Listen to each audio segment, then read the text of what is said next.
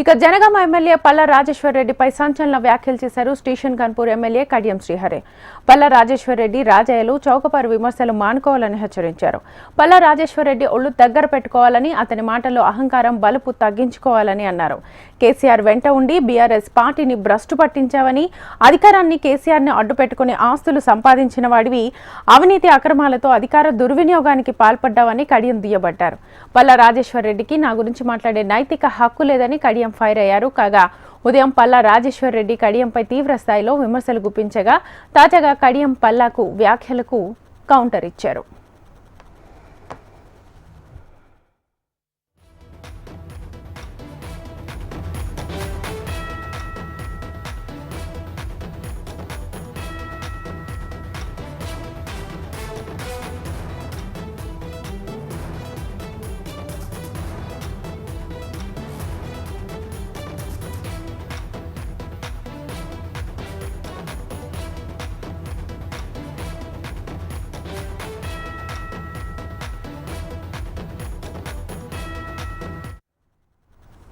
Janagama MLA Palla Rajeshwar రెడ్డిపై సంచలన వ్యాఖ్యలు చేశారు స్టేషన్ గన్పూర్ ఎమ్మెల్యే కడియం శ్రీహరి. పల్లా రాజేశ్వర్ రెడ్డి రాజయ్యలు చౌకపారు విమర్శలు మానుకోవాలని హెచ్చరించారు.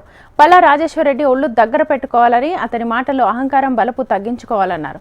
కేసీఆర్ వెంట ఉండి బీఆర్ఎస్ పార్టీ భ్రష్టు పట్టించారని, అధికారాన్ని కేసీఆర్ను అడ్డుపెట్టుకుని ఆస్తులు సంపాదించిన వాడివి, అవినీతి అక్రమాలతో అధికార దుర్వినియోగానికి పాల్పడ్డావని కడియం దుయ్యబట్టారు.